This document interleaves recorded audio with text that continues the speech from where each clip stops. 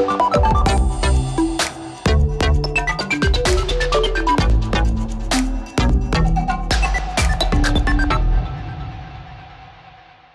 everyone, and thank you for joining me for this new edition of Business Africa. This week we put the spotlight on initiatives promoting food self-sufficiency and explore the thorny question of how is Africa tackling the critical minerals revolution that are essential for the energy transition. But first, let's get on with the show with our top stories today. Contributing to food self-sufficiency by rearing young fish. The youth in Côte d'Ivoire are not hesitating to take up the challenge. I'm the kind of person who likes to do things that are rare. That's why I came to Abou-Zeid to be trained in fish farming and to develop it in my commune. Guinean entrepreneurs have imagination. A clever young designer has set her sights on creating designs with waste paper and cardboard. This black design is made from cardboard. I also use wooden skewers, and thanks to a match creation, these boxes are recycled. Stop to uncontrolled urbanization. Kampala has taken up the fight to improve the living conditions in the Ugandan capital. The emphasis in the road designs is putting emphasis on providing walkways, because about 70% of people who come to work in Kampala city, they come through walking. Sidi Touré, Côte d'Ivoire's Minister of Animal and Fisheries Resources, has confirmed that 6 reforms and 23 development projects are underway. Côte d'Ivoire is rapidly modernizing its animal and fish production systems to reduce its dependence on external food supplies. The professionalization of the players and training are the main levers. Augustin Milan is a role model in this field. Our reporter, Mark Camara, visited his farm in Abou-Zeid in the south of the country. His name is Augustin Milan. This young man in his 30s runs a production station in Abou-Zeid, south of Comoé. His aim is to contribute to the self-sufficiency of Côte d'Ivoire, partly through his annual production estimated at over 1.5 million fish fries. I started this business purely out of passion. I've been involved in fish farming since 2010. It's also important to note that I started out of conviction, and by that I mean a choice to do this business and to be independent as an entrepreneur, so I could also take care of myself and provide for my needs and those of my parents. It wasn't easy initially because I am familiar with the business. A salesman in a telephone company, Milan received support from his parents to set up his own business. By working hard, he received the support of a number of international organizations. And cherry on the cake, the government of Côte d'Ivoire named him Best Animal and Fisheries Resource Operator in 2022 Hatchery or Fry Production Option. This award rewards the abundance of haze production and the choice to produce fries, a rare choice for fish farmers in Côte d'Ivoire. We specialize in fry production so that we can supply all fish farmers, all those who want to start fish farming, to have quality fry and fry available for their activities. It has to be said that we produce in 45 days. In 2023, we produce around 180,000 or even 200,000 fries every 45 days or of hormone-free single-sex tilapia. So, quality fry. But by March, April, we expect to start producing around 500,000 to 1 million fish fries a month. In addition to producing fries, Milan is focusing on training, which he believes is essential to increase the number of qualified fish farmers in the region. This training involves both theory and practice on the farm. Like Asamoah Larissa, many people want to make a career out of it. I specialize in fish farming because we noticed that, despite the many rivers that flow through Côte d'Ivoire, the country imports a lot of fish. With this in mind, we said as women, why not get involved in this activity too, to reduce fish imports into Côte d'Ivoire. On top of training young people in aquaculture, Milan offers some of them their first job on his farm. This is the case of a woman from an agricultural school in Amani, a neighboring town. I'm the kind of person who likes to do things that are rare. That's why I came to Abou-Zeid to be trained in fish farming and to develop it in my commune. That's why I came here. Before that, I went on a 3-month training course. Then I did another training course for another 3 months. So that made a total of 6 months. After those 6 months, Milan called me back to come and work as a manager on his farm. Feeding fish fries is one of the major problems in aquaculture.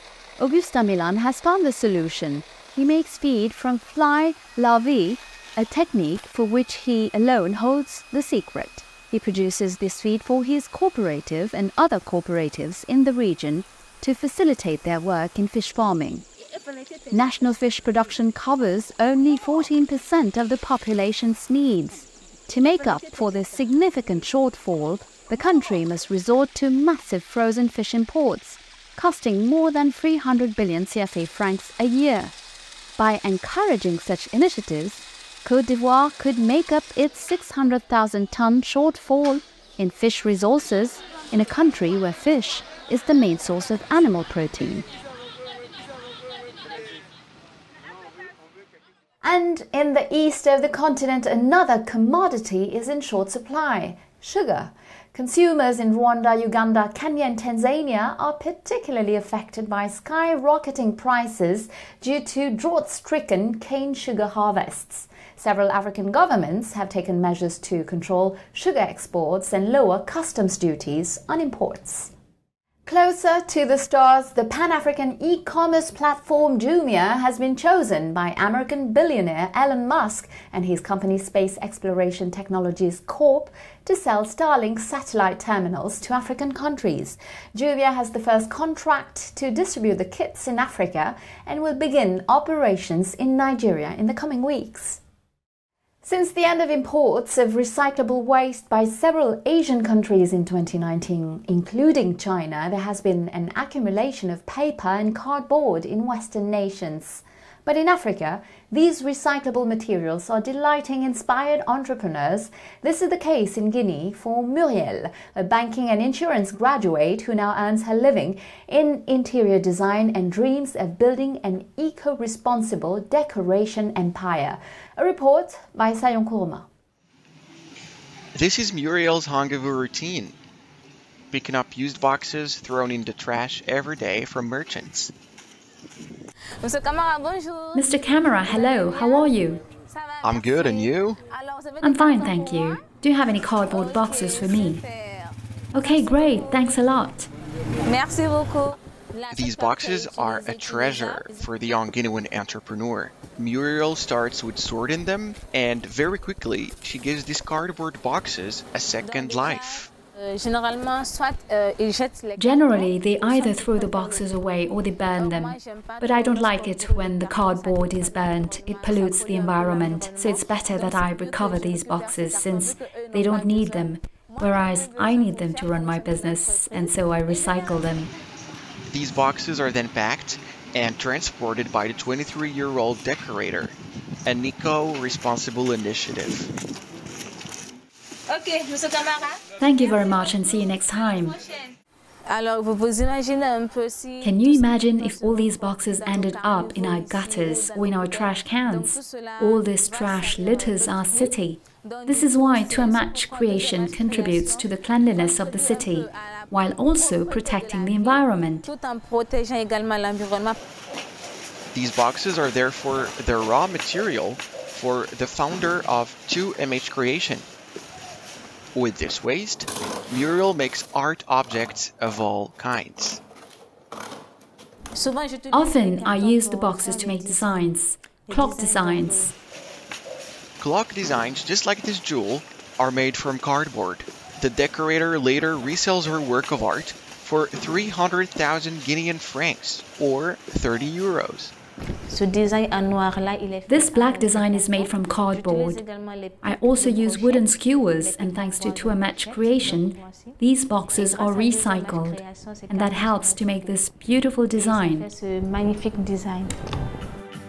Muriel also uses paper.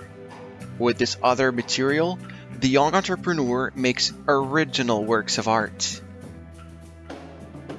This one is only made of paper. These rods are reams of paper that I folded. Then I painted them. All these butterflies around the design are made of paper too. So there we have only paper. As a support, I took cardboard, and I have something rigid to hang on to. It's very practical. And this small business is working wonderfully for Muriel today. Her phone keeps ringing all the time. On that day, on the other side of the line, a client from Paris. Okay, see you later, madam. Thank you very much. Muriel, who is always busy, has an appointment that morning with Tawel to decorate her new hairdressing salon. Hello, ma'am. Hello, Muriel. How are you? Yes, I'm fine. If Muriel manages to find clients like Tawel so easily, it is mainly thanks to social networks. Barely 3 years after the creation of her business, the young woman has collaborated with about 20 companies, like the owner of this hairdressing salon, in renovation. Her job, as in this hair salon, is not just to decorate. Muriel also gives advice to her clients, which makes her a real asset for them. She's the best, and in Conakry I think she's the only one in this area, in fact, paper decoration. And that's revolutionary, I can say. The services of the young Guinean decorator vary according to the needs of her clients. Here in this salon, her service costs €100, not to mention the fact that her client Tawel gave her full support to decorate the living room as she saw fit. Wow, that's so pretty. Thank you for your advice and thank you for the creations. I want to highlight that I had no ideas. All these ideas come from her. I gave her green lights to go ahead. Here's the budget and I want a nice setup, and frankly, I am satisfied. Interestingly, Muriel never learned the profession of an interior decoration in a school. The adventure began here for the young entrepreneur in 2018, when she was given the task of decorating her church. Since that date, she, who was destined to work for a banking institution, has decided to change hats. The church was the trigger. It is thanks to that I discovered my talent, which was hidden in me. I had never decorated before, and I'm asked to decorate and design. In addition, the budget I was given was only €30. I was wondering how I would decorate such a big church with only €30. And that day I did it. Besides, it is with the rest of these papers that I created my company. Since 2018, her project has been a hit. She perfected her skills thanks to the tutorials on YouTube, a progression that is now applauded by her mother. I see her do things like that. It doesn't surprise me. I love you. May God give you more inspiration. And today, Muriel's project is gaining ground, a project that has improved thanks to many services provided and orders received. For the entrepreneur, the only thing to do is to dare to undertake. I studied banking and insurance, and I left my resume in several banks to find a job, and until today none of these banks have called me. If I had stood there doing nothing, I would have been unemployed. We have potential. Young Africans have a lot of talent and potential. You just have to find this little talent that lies dormant in you and value it. The world of entrepreneurship, this graduate in banking and insurance had always watched it from afar. This profession, which she managed to develop into a passion, Muriel learned on the job. And today, more fulfilled than ever, the 23-year-old girl intends to build a decoration empire in Conakry in a few years.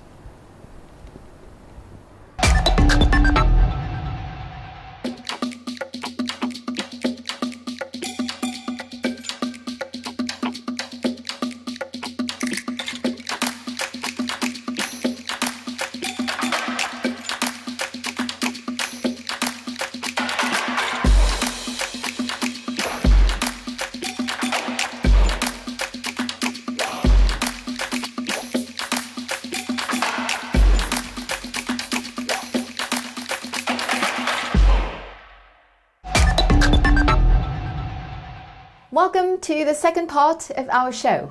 Africa and its mineral wealth are more than ever at the heart of the energy and digital transition. That's what emerged from the recent Critical Minerals Summit. Some 50 countries and the biggest multinationals in the mining sector took part in the event organized in Paris by the International Energy Agency. One of the issues discussed was how to diversify the supply of these high-demand minerals such as lithium, cobalt, nickel and copper. We spoke to Amani Abou-Zeid, Commissioner for Infrastructure and Energy at the African Union Commission, to find out how Africa is tackling the issue. Amani Abou-Zeid, we are at the IEA Critical Minerals and Clean Energy Summit in Paris. What are your expectations from this summit? The African continent is extremely rich, especially in mineral resources. These extremely necessary resources for some are critical for the energy transition or digitization.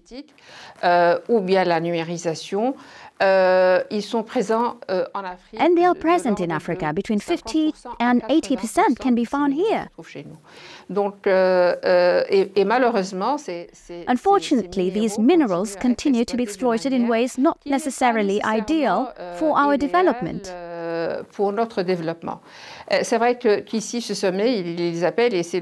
It is true that here at the summit they are being called critical minerals, but for us they are development minerals.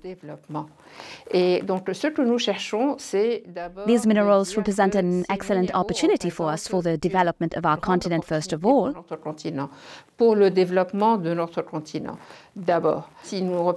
If we represent 80% of the minerals, I would expect 80% of the participants to be African. But that's not the case. But it's a first step. It's the first summit. The world needs to be aware, and the global energy transition depends mainly on Africa, and that we Africans are at the very heart of the green economy debate.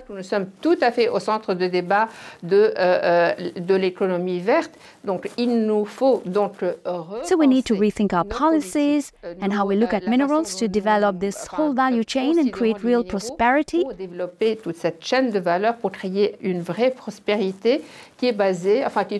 Based on these minerals, whether in terms of education. So we need to develop the capacities and technicians, and we need to start industrialization and material processing programs and forge links with companies that manufacture batteries, for example, or electronic products locally. Create regional chains, because some mines are also located in several countries where there is work to be done, both at the national and regional levels and at the global level, as part of an equitable partnership. A major issue is the signing of mining contracts. How are you going to enable African countries to negotiate these contracts better? Thank you very much for this extremely critical question. Before becoming the African Union Commissioner, I was head of the African Center for Natural Resources. And this is what we have seen. The contracts that have been in place for some time now are far from being fair to Africans. Africa, through the African Development Bank, but also other entities, we have all established the African Legal Support Facility, the ALSF. It's a facility that stands alongside our African countries to watch and support them in negotiating contracts. And why am I saying this? For some companies, their turnover often exceeds the economies of several African countries. And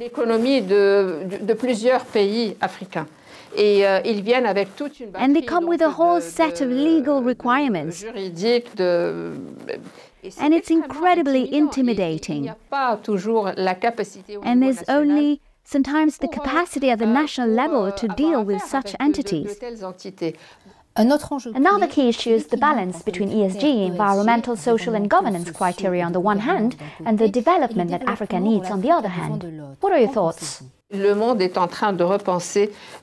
world is also rethinking how it sources these minerals.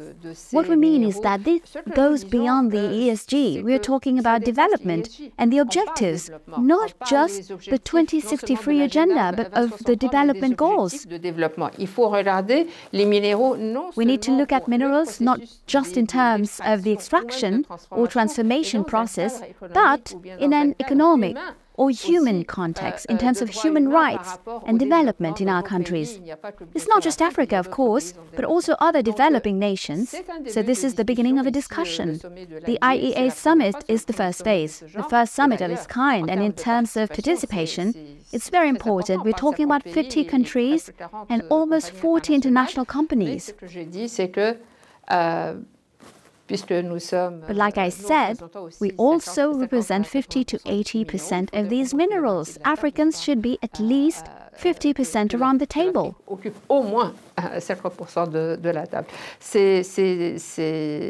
We're also becoming aware of our place in the world, especially in this very changing world.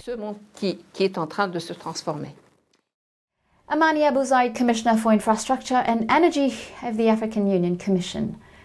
The World Bank is pessimistic about growth on the continent. The multilateral institution is forecasting a slowdown to 2.5% this year, down from 3.6% growth recorded in 2022. The sluggish growth in Nigeria and South Africa, Africa's two economic engines, is responsible for this trend. The rapid urbanization of the continent, marked by the influx of the rural population into the cities, is a challenge for Africa.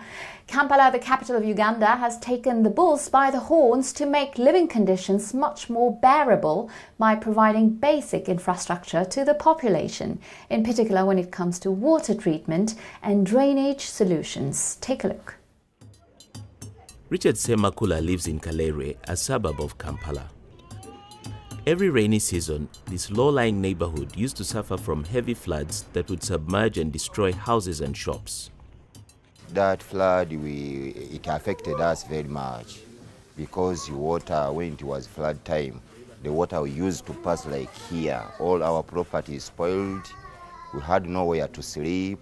If it rains today, you can stay with that flood like 7 days. Today, Richard and other residents of Kalere have witnessed a significant drop in the frequency of flooding, thanks to the reconstruction of the adjacent Lubiji drainage channel. Since we get that project of that drainage, now at least we are good, we are okay. We can now sleep, we have put even our properties again. We don't see water around. It is in our dream. Now what the Lubiji channel has done is to drain the area in rainy seasons, so that all the water goes into the channel and away from that area. So land that would have otherwise been unusable is now being used.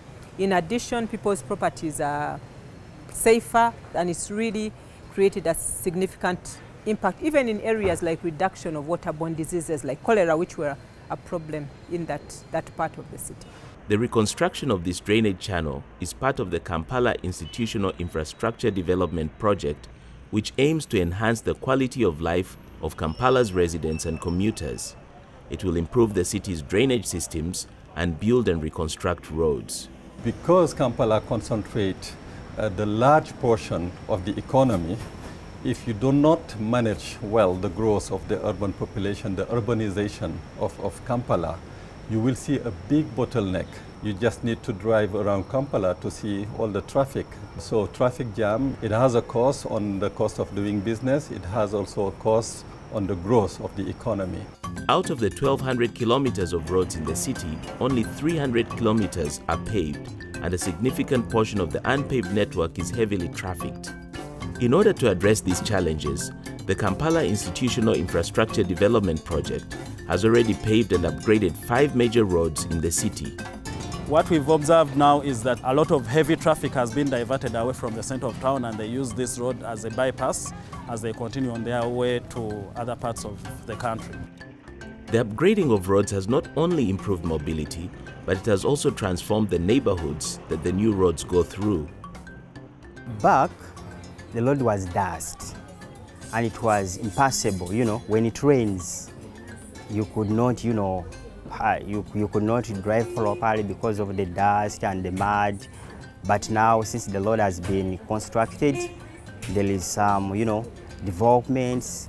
The business are going well. Vehicles, trucks, they come to our petrol stations. Now we can walk up to like close to midnight because of the security lights. We are really very happy for this tarmac road. It has made our lives easier because even our parents who bring students are very happy because we could lose students because of the roads. It could be muddy during rainy season, impossible. But this time, all parents are okay. They can drive any type of vehicle to Kisasi. And we are also okay that the people are staying in Kisasi and very happy. The second phase of the project will focus on more road construction and will put an emphasis on providing more pedestrian walkways.